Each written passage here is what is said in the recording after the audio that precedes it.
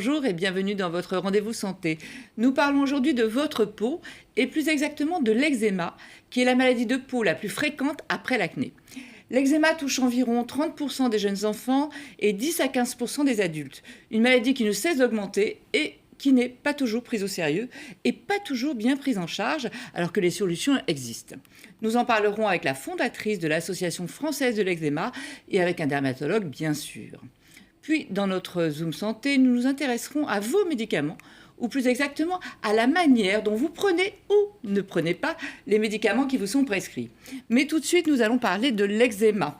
Alors, pour ce faire, je le disais, nous avons la chance d'avoir Stéphanie Méran, bienvenue. Bonjour. Vous êtes la fondatrice de l'Association française de l'eczéma. Vous-même souffrez de cette maladie, vous nous raconterez un petit peu comment ça a commencé et à quel âge. Docteur Pierre-André Becherel, bienvenue, vous êtes chef de l'unité de dermatologie à l'hôpital Antony. Absolument, bonjour. Alors, l'eczéma, tout le monde sait à peu près ce que c'est. C'est une maladie de peau, c'est une maladie chronique. N'oublions pas que la peau est l'organe le plus important du corps. Ça pèse environ 4 kilos, ça mesure une surface de plus de 2 mètres carrés. C'est vraiment ce qui est le plus visible, évidemment. L'interface. Et voilà, l'interface, ça a plein de fonctions, barrières, etc., protection. Mais racontez-nous ce qui se passe dans l'eczéma. Alors l'eczéma, c'est une maladie en gros de l'immunité. Ça s'intègre dans ce qu'on appelle le terrain atopique. Il y a un terrain génétique, c'est dans la même famille que le rhume des foins ou l'asthme, que les gens connaissent bien. C'est un peu cette même famille. Parfois, on est touché par une, deux ou trois ces maladies à la fois, ou dans la famille, l'antécédent de l'un ou de l'autre. C'est une maladie un peu complexe, on peut la résumer de deux façons. Il y a un problème génétique, comme on l'a dit, qui touche donc la peau, les cellules de la peau qui sont disjointes, ce qui fait que la peau laisse échapper de l'eau, elle devient sèche. Et elle est parce qu'en fait, fragile. la peau, c'est 70% d'eau et les cellules doivent être bien serrées. Elles sont très serrées, elles font une cohésion vraiment très forte pour empêcher la fuite d'eau, justement. Et dans l'eczéma, il y a une protéine qui est anormale, vraisemblablement, et qui fait que les cellules vont se disjoindre, donc laisser filtrer des microbes, des allergènes, etc. Et sur ce terrain génétique favorable, il y a une immunité également excessive, comme s'il y avait une défense exagérée de la peau pour se battre contre ces allergènes, qui pour l'instant, à vrai dire, sont mal déterminés. Donc on a des pistes, mais globalement, la compréhension reste tout de même encore très superficielle, génétique, immunité excessive. D'accord. Génétique, multigénétique. Multigénétique, il n'y a pas un gène donné. Ouais. Et là, ce serait trop simple. Donc c'est effectivement une batterie de gènes qui sont transmis et qui expliquent la prédisposition à la maladie. Alors, eczéma, ça vient donc du grec qui veut dire sortir en bouillonnant. Voilà. Et donc, quand ça sort, ça peut faire quoi et ça sort sous quelle forme? Alors, quand ça sort, ça crée des rougeurs intenses, des petites vésicules d'eau à la surface de la peau qu'on Petites voit. vésicules comme ça. Voilà, des petites vésicules, et donc ça coule, souvent c'est un peu humide et liquide. Et Donc, c'est suintant en plus. c'est suintant. Et 3, ça gratte énormément, et qui dit gratter dit lésion sur la peau, donc dit surinfection, parce que plus on gratte, plus les microbes peuvent rentrer dans la peau, et ça dit tout de suite une des complications majeures de l'eczéma, qui est la surinfection de la peau, parce que ça gratte énormément, et ça donc rend la vie des patients parfois insupportable. Quand l'eczéma est majeur, les démangeaisons peuvent devenir vraiment handicapantes dans la vie quotidienne. Oui. Ça commence donc très souvent chez le nourrisson. Oui, absolument. Pourquoi? Souvent- Parce que les défenses immunitaires ne sont pas encore là? Parce que quoi? Oui, l'immunité, elle est non constituée encore chez le nourrisson. Ça commence rarement avant 3 mois. Avant 3 mois, on est protégé à peu près par les anticorps de la mère, en fait. Voilà. Et après 3 mois, quand ces anticorps disparaissent, souvent les premiers signes viennent. Et chez le nourrisson, c'est assez typique, c'est dans les zones qu'on dit convexes. Les joues, les coudes, les genoux, par exemple, avec des grandes rougeurs. Et puis, au fur et à mesure que l'enfant grandit, il va y avoir comme une rotation à 180 degrés, c'est-à-dire des zones convexes. L'eczéma va toucher des zones concaves, les plis Les des plis. coudes, les creux en arrière des genoux, les plis du cou, par exemple, les plis en arrière des oreilles qui sont très souvent touchés et très typiques, notamment dans les phases un peu de tranquillité. On a souvent des petites fissures sous les oreilles qui témoignent de l'eczéma. On va revenir au traitement tout à l'heure, mais après, donc, chez ces nourrissons, qui sont très souvent atteints d'eczéma, après, ça disparaît en général vers 3-4 ans. Oui, La plupart du temps, la maladie s'éteint petit à petit, mais pas dans tous les cas. Il y a environ dans 10 à 15% une évolution vers l'âge adulte, et souvent des eczémas plus sévères. Vous, Stéphanie, vous avez commencé à souffrir d'eczéma à partir de quel âge? Alors, petite, en fait, je faisais pas mal d'allergies alimentaires, allergies environnementales, tout ce qui était poils de chat, poils de chien, pollen, graminées. Vos parents sont allergiques? Ma maman aux fruits exotiques seulement. Parce qu'en général, quand dans la famille, il y a un parent, voire les deux parents, on a plus de risques d'être allergique. C'est très génétique. Je faisais aussi de l'asthme et ensuite de l'eczéma, mais vraiment sur les plis des bras et les plis des jambes, comme le dermatologue nous en a parlé. Et à 18 ans, c'est vraiment ressorti sur le visage. Donc c'est vrai que c'est la localisation pour l'eczéma de l'adulte la plus représentative de l'eczéma. Donc elle en avait, c'est typique son cas ou pas? Elle en avait peu et que dans les plis, et à 18 ans, hop, les parties convexes, le visage en tout cas? Non, heureusement, c'est pas le plus typique, mais je vous dis, c'est environ un patient sur 10 qui évolue de cette façon, en effet. Ouais. Ouais. Et donc j'imagine que quand ça arrive à 18 ans, on a compris tout de suite que c'était l'eczéma? Comme j'en faisais déjà, Oui. C'était déjà facile à repérer. Donc, en faisant mes études, je suis partie faire mes études à Nantes. J'étais suivie directement au CHU. Et on s'est rendu compte que mes allergies aussi avaient un petit peu évolué, que du coup j'ai essayé plusieurs traitements, tous n'ont pas tout fonctionné. La cortisone n'était pas assez suffisante, donc on a passé à des traitements un peu plus lourds, comme la photothérapie, comme la cyclosporine, par exemple. J'ai fait aussi des séances dans les cures thermales. On a vraiment tout essayé pour trouver une solution. Et puis, finalement, en grandissant, c'est un peu passé. Enfin, ça vient, c'est une maladie chronique. Est-ce qu'on peut dire, puisque vous avez décidé justement de fonder cette association qui n'existait pas, est-ce qu'on peut dire qu'il n'y a pas un eczéma, mais plusieurs types d'eczéma? Parce que c'est vrai que quand on voit son histoire, après elle a été confrontée à d'autres personnes, et on a l'impression que chaque histoire est différente. Chaque patient a son eczéma. Ah oui, tout à fait, oui. C'est ce que vous retenez dans l'association, avec tous les témoignages que j'ai vus sur votre site. Il y a des sites totalement différents. Tout à fait. Des témoignages totalement différents. On a des eczémas qui vont être plutôt de contact, où le fait d'avoir un allergène, par exemple sur la peau, une boucle d'oreille, va faire qu'on va avoir une plaque d'eczéma à cet endroit-là. L'eczéma chronique des mains, qui aussi se...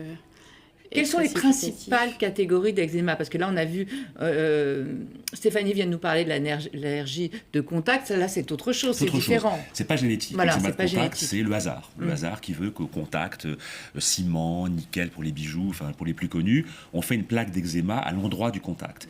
Et puis l'eczéma notamment atopique, les boutons de jean. Par exemple, à cause du métal, c'est très typique au niveau du nombril. Et puis l'eczéma dit atopique, ce fameux terrain génétique, aspre des foins eczéma, qui lui est génétiquement programmé et qui crée des lésions diffuses totalement indépendantes d'un contact avec du métal, parfum, etc. C'est très indépendant. Donc ces deux maladies s'appellent eczéma parce que cliniquement la plaque se ressemble. C'est rouge, c'est suintant, mais ça ce sont quand même deux maladies différentes, avec une qui est chronique, une qui est aiguë. C'est un peu compliqué peut-être pour le grand public, car on appelle d'un même mot, eczéma, deux maladies assez différentes. Le contact d'un côté, voilà, c'est comme ça. Et puis la maladie génétique, l'eczéma atopique de l'autre, qui commence à la petite enfance et qui peut créer des complications. Est-ce qu'on peut dire aussi que, comme autre différence, l'eczéma est une maladie chronique de toute la vie, même si les traitements sont suspensifs, ils ne sont pas curatifs. En revanche, l'eczéma de contact, lui, dès qu'on a localisé le coupable, après il suffit d'éviter d'être en contact avec le coupable et ça va. Et parfois on désensibilise. Il y a parfois quelques traitements efficaces. Et puis on peut perdre aussi l'allergie au fil du temps. Il peut arriver que c'est le mystère de l'allergie, qu'on l'était à un moment et que 10 ans après on ne le soit parfois plus. Ça peut disparaître. Absolument. L'immunité s'autorégule en quelque sorte et donc l'allergie disparaît. Ça peut arriver. Je voudrais qu'on revienne aussi sur une chose qui est assez répandue, une idée reçue assez répandue. Il faut bien comprendre que l'eczéma n'est pas une maladie contagieuse. Vous êtes à côté d'une personne qui a de l'eczéma, vous pouvez l'embrasser, le caresser, le toucher. Vous avez un bébé qui a de l'eczéma, n'hésitez pas, au contraire. Le petit bébé, au contraire. Faites-lui plein de câlins. Ce n'est pas contagieux et ça, c'est important de le préciser. C'est de l'intérieur, l'eczéma. C'est une maladie vraiment immunitaire. Effectivement, il n'y a absolument aucune crainte à avoir. Et les petits bébés, au contraire, c'est une maladie qui peut créer de l'évitement, qui peut créer du stress. Donc le fait d'avoir des gestes tendres, c'est très important. Justement, ça aussi, on l'a beaucoup dit que c'était le stress qui provoquait des poussées. Oui, il y a une composante psychosomatique, elle est incontestable. On ne sait pas trop, comme d'habitude, comment ça agit. D'ailleurs, c'est intéressant parce que c'est une manifestation qu'on observe pour toutes les maladies auto-immunes, quelles qu'elles soient. Eczéma, psoriasis, lupus. Dans toute l'auto-immunité, il y a un rôle du système nerveux et du psychisme, du stress, effectivement. Avec plus ou moins d'importance, le stress peut induire de l'auto-immunité. Alors, on ne peut pas dire que c'est purement psychosomatique, mais que le stress, je pense que vous pourrez en témoigner, le stress déclenche des poussées incontestablement. Ouais, le stress n'est pas responsable de la maladie, mais il peut favoriser les poussées, déclencher un facteur déclenchant, on va dire. C'est un cercle vicieux parce qu'on se gratte partout, on est stressé, on s'enclenche des poussées. Vous voyez, donc c'est un vrai cercle vicieux. Alors vous, dans votre association, j'ai vu que vous donniez énormément de conseils. On va commencer par des conseils assez simples. Quand on a envie de se gratter, qu'est-ce qu'on peut faire pour éviter de se gratter ? Alors les techniques qu'on utilise le plus, c'est le froid. En fait, le froid calme la démangeaison assez rapidement. Après, il faut que la crise soit vraiment, vraiment localisée, parce que quand on a vraiment une très grosse crise, ça suffit pas, malheureusement. Mais le froid, par exemple, mettre sa crème hydratante au frigidaire, par exemple, toute la journée. Le soir, c'est souvent là qu'on ressent plus les démangeaisons, parce que le stress de la journée, justement, notre cerveau, il se calme, enfin, il arrête de réfléchir à tout ce qu'on a pu faire toute la journée. Donc là, il est important d'utiliser le froid pour justement se calmer, penser à autre chose, avoir quelque chose dans les mains, par exemple une balle anti-stress pour justement éviter de se gratter, parce que plus on se gratte, plus la peau surinfecte. Voilà, la peau est abîmée et c'est difficile de sortir un peu de ce cercle vicieux. J'ai vu que vous conseillez même de mettre l'été les t-shirts au réfrigérateur bien froid et après d'enfiler les t-shirts. Oui, il y a des patients qui font ça, oui, effectivement. Oui. Autre conseil, vous dites pas d'eau trop chaude. Oui, il faut faire attention à la température de l'eau. Si elle est trop froide ou trop chaude, on peut justement avoir soit une peau très sèche, ou ça va irriter encore plus la peau si elle est trop chaude. Donc on dit entre 32 et 34 degrés. Après, et surtout, on ne sèche pas en frottant, on tamponne. Oui, c'est ça. Parce qu'après, la serviette, à force de se frotter la peau, on peut l'irriter. Donc il faut vraiment tamponner la peau avec une serviette en coton. Faire attention aussi à la lessive qu'on utilise, vraiment hypoallergénique, et puis faire de double lavage pour justement pouvoir avoir une serviette sans produits allergisants finalement. Donc on évite aussi les adoucissants. Tous ces conseils sont sur le site de l'association. Voilà, association eczéma. Je voudrais qu'on revienne aux traitements, aux principaux traitements, et surtout qu'on aborde un sujet important. Pourquoi cette cortisophobie, cette cortisophobie rappelez-nous un petit peu déjà quels sont les principaux traitements. Là, on a donné les petits conseils pour éviter le grattage, mais sinon, quels sont les principaux traitements ? Donc, c'est fondamental, c'est une hygiène quotidienne. Il faut hydrater sa peau. Un patient avec un eczéma atopique doit hydrater sa peau tous les jours. Ça peut être froid, etc. Mais le principe, c'est ça. On se rappelle, la peau, elle est sèche, elle est fissurée. Après chaque douche, il faut hydrater sa peau de haut en bas. Avec un baume, c'est le plus hydratant. Avec les baumes qui sont épais. Il y en a beaucoup sur le marché maintenant, qui sont hypoallergéniques, sans parfum. C'est la base. C'est-à-dire qu'on ne peut jamais oublier ça. Plus une peau sera sèche, plus il y aura de récidive d'eczéma. 2, et ça c'est un message effectivement, vous avez raison, qu'il faut marteler, la cortisone reste la base du traitement de l'eczéma en 2017. Cortisone locale, les crèmes à base de cortisone, jamais en comprimé. Oui, rappelons-le, toute la mauvaise réputation de la cortisone concerne les traitements par voie orale ou injectable, mais pas pour les traitements locaux. Il ne faut pas avoir peur de l'utiliser, car si vous l'utilisez, mais pas à la bonne dose, en disant « je ne vais pas en mettre trop, je vais en mettre moins que ce qui est pas tous les jours, mais un jour sur deux », ça ne marchera pas. C'est la base du traitement. Et même chez le nourrisson, il faut le dire aux parents, même à 3 mois, il y a des crèmes à la cortisone qui sont adaptées aux nourrissons, c'est-à-dire avec vraiment une puissance qui est très faible, et bien utilisées, c'est-à-dire en gros avec une décroissance progressive, les parents le savent, un jour sur 2, un jour sur 3, bien utilisé, ça marche bien, c'est efficace et ça donne extrêmement peu d'effets secondaires. Donc c'est la base. Et puis il ne faut pas attendre que les lésions s'installent pour traiter. Ce sont des petits bébés qui vont se gratter, qui vont souffrir, qui vont se surinfecter. Donc dès que l'eczéma arrive, ne pas avoir peur, ça ne sert à rien. Il faut traiter par l'eczéma. Les crèmes sont adaptées à la peau des bébés, d'autres à la peau des adultes. Il faut y aller sans hésiter. D'ailleurs, il y a des écoles de l'eczéma, il y a des formations d'éducation thérapeutique, justement pour apprendre aux mamans et au papa à traiter, où on vous conseille, on mesure par phalange, c'est ça la dose de cortisone. Voilà, sur les petites phalangettes, voilà, absolument. Voilà. Donc suivant la surface que vous avez à traiter, on va vous donner le nombre de phalanges de crème qu'il faudra appliquer. Donc ça, c'est très important. Surtout, n'attendez pas que les pustules, les plaques s'installent. Il faut traiter tout de suite et à la bonne dose et sur les conseils de votre médecin, bien entendu. Et vous rendrez service à votre enfant, quoi. Vraiment, il ne faut pas avoir peur. Et d'ailleurs, j'en profite, Stéphanie, pour annoncer une bonne nouvelle. Vous êtes enceinte. Oui. Et on peut aussi traiter les femmes enceintes avec de la cortisone. Donc, pour vous montrer à quel point il n'y a pas de danger avec la cortisone locale. Vous utilisez la cortisone vous-même. Oui. Donc après, les autres traitements. Alors, quand la cortisone n'est plus suffisante, il y a d'autres traitements qui sont également, qui vont un petit peu diminuer l'immunité, parce que c'est la base de l'eczéma, soit par voie locale, il y a un médicament qu'on appelle le tacrolimus, voilà, qui est donné en deuxième ligne, qui marche bien également. Et puis, surtout chez l'adulte, quand on arrive à des formes vraiment étendues et sévères, on passe à des traitements qu'on appelle systémiques, c'est-à-dire en comprimé ou en injection, qui ne sont pas la cortisone, encore une fois, c'est totalement différent. Là, ça agit pour limiter l'immunité. La grande molécule par voie orale s'appelle la cyclosporine, voilà, remarquablement efficace, à suivre de près avec son médecin pour la fonction rénale, mais remarquablement efficace. Donc il faut dire aux gens qui ont des eczémas sévères qu'on a des molécules qui sont très efficaces et qui vont leur supprimer les démangeaisons. Simplement, il faut les suivre de près. Et puis, on a une molécule qui est en train d'arriver, qui est actuellement, dont les essais sont terminés, qui est dans une phase un peu intermédiaire, on appelle ça ATU, autorisation temporaire d'utilisation. Voilà. Nous, on l'utilise à l'hôpital d'Antony, c'est des patients qui ne supportent mal la cyclosporine, par exemple. Traitement injectable, ce sont des nouvelles thérapies ciblées. Traitement injectable, c'est une injection tous les 15 jours. Tous les 15 jours, voilà. Thérapie dite ciblée sur les nouveaux traitements, qui sont des anticorps, donc ça va cibler une petite protéine de la peau, ce qui explique l'absence quasiment d'effets secondaires, si on compare à la cyclosporine. C'est un grand espoir dans les essais thérapeutiques qui ont été menés jusqu'à présent. Attention, laissons pas croire ici qu'on a trouvé la molécule miracle de l'eczéma, mais grand espoir. Grand espoir. Une autre chose, juste pour terminer, le soleil, ça fait du bien. Vous avez moins de poussée quand vous allez au soleil ? Oui, c'est vrai que le soleil, ça a vraiment un effet bénéfique pour la peau. Avec modération et pas aux bonnes heures. Et on utilise aussi la photothérapie, les pour UV traiter. à vertu thérapeutique. Ça déprime l'immunité. Attention, je suis un dermatologue, donc le message est obligatoire. Pas trop d'UV. Ou alors vraiment, je ne pourrais pas justifier mon titre. Merci beaucoup à tous les deux pour ces conseils. Merci beaucoup Stéphanie. Et nous, on se retrouve tout de suite pour notre Zoom Santé.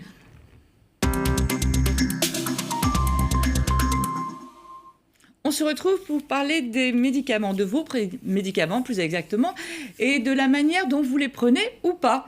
Pour en parler, je suis avec Alain Guilleminot, bienvenue. Bonjour. Vous êtes pharmacien en officine, vous êtes président de l'UTIP, c'est une association de formation professionnelle des pharmaciens. Voilà. Donc on en parle aujourd'hui parce qu'il y a une grande étude sur ce que l'on appelle l'observance. Alors déjà, qu'est-ce que l'observance ? Alors l'observance, c'est vrai que c'est une notion qui est peut-être un peu mal connue du grand public, mais en fait, elle sait ce que c'est, puisque c'est la façon de prendre ces médicaments, de les prendre au bon moment, de les prendre régulièrement. Donc la bonne observance, c'est quand on les prend bien. Voilà, dans les bonnes conditions, que ça soit dans le temps, dans la dose, voilà, tout au long du traitement, qui peuvent être, ce sont des traitements chroniques, qui peuvent être aussi des traitements pour toute la vie. En fait, tout ça vient du fait de ces études, c'est la deuxième, je crois, qui est faite en France. Ces études ont été faites parce qu'en fait, on s'est aperçu qu'il y a beaucoup de personnes qui prennent pas ou mal leurs médicaments. Voilà. Aux États-Unis, c'est encore pire. Il y en a qui ne vont pas acheter. Voilà. Il y a 30% des prescriptions, des ordonnances, où les patients ne vont même pas les chercher à la pharmacie. Alors, simplement pour vous dire quand même en préalable, c'est que c'est un vrai enjeu de santé publique. Ouais. C'est 130 000 hospitalisations pratiquement en France. C'est 12 000 décès. 130 000 hospitalisations liées à la non-observance. Liées à la non-observance. Pratiquement 12 000 décès qui seraient attribués à cette non-observance. Et par voie aussi la non-observance dans des pathologies très graves, comme cancer ou sida. Et c'est pratiquement, sur certaines pathologies, plus de 50% d'inobservance. Selon les pathologies. Donc un vrai enjeu de santé publique et aussi financier, pratiquement 9 milliards pour les finances publiques. Alors brièvement, cette étude elle a été faite sur un très grand nombre de personnes, dans 3 pathologies essentiellement, l'hypertension artérielle, l'asthme et le diabète de type 2, celui qui ne dépend pas de l'insuline. Donc racontez-nous ce qu'on a observé, ce qui ressort de cette étude. Alors il y a 3 éléments d'abord négatifs par rapport à l'observance. C'est contrairement à ce que peuvent penser d'ailleurs les professionnels de santé, que ce soit médecins ou pharmaciens, le premier élément, c'est l'initiation du traitement. C'est au début du traitement. Souvent, là, le patient, il est perdu. Il ne sait pas dans quelles conditions il doit les prendre. C'est le matin, le midi, le soir, les doses, etc. Il y a aussi un des paramètres d'inobservance. C'est lié au fait que le patient fasse du nomadisme, qu'il ne prenne pas une officine particulière, régulière. Ça veut dire chez le pharmacien qui change de pharmacien régulièrement. Tout à fait. C'est que, voilà, donc le pharmacien ne le connaît pas, il ne peut pas lui conseiller. Voilà de reprendre... l'historique par rapport. Et puis aussi, évidemment, ça paraît assez évident, c'est aussi les moments dans le traitement où il y a des changements de traitement où, par exemple, votre pharmacien vous propose un générique qui n'est pas celui qu'il prend habituellement, la personne est perdue, voilà, et donc tout de suite ça perturbe le fait de prendre ses traitements. Il y a une autre chose aussi qui ressort de cette étude, et moi j'avais vraiment l'impression que c'était le contraire, c'est que ce sont les femmes qui sont moins observantes que les hommes. Voilà, ça c'est un des aspects de l'étude aussi qui a été assez surprenant. Effectivement, les femmes, alors peut-être qu'elles sont occupées sur d'autres tâches, et effectivement les femmes sont moins observantes. Pour résumer, en 30 secondes, quelles sont les choses que l'on pourrait mettre en place pour améliorer l'observance ? Alors, améliorer l'observance, c'est très, très sûrement, et ça, il faut absolument que les pouvoirs publics le prennent en compte, il faut absolument que les patients soient beaucoup plus suivis. Et notamment, il y a des propositions de formation spécifique pour les professionnels de santé, d'entretien d'observance dans les pharmacies d'officine qui seront proposées. Donc on va vous mettre dans un petit coin, on va bien vous expliquer. Les fameux entretiens pharmaceutiques par rapport à l'observance. Et c'est tout un tas une suite de décisions qui doivent être prises pour que les patients soient mieux observants et ainsi faire face aux difficultés qu'ils pourraient rencontrer. Mais je retiens surtout de ce que vous m'avez dit au début, le nombre d'hospitalisations, le nombre de décès liés à la non-observance. Tout à fait. Donc ça, c'est très important. Très, très important. Un médicament n'est utile que si vous le prenez. Il n'est efficace qu'à condition d'être bien pris. Merci beaucoup pour tous ces renseignements. Merci beaucoup, merci à vous de nous avoir suivis et restez en notre compagnie. L'info continue sur LCI.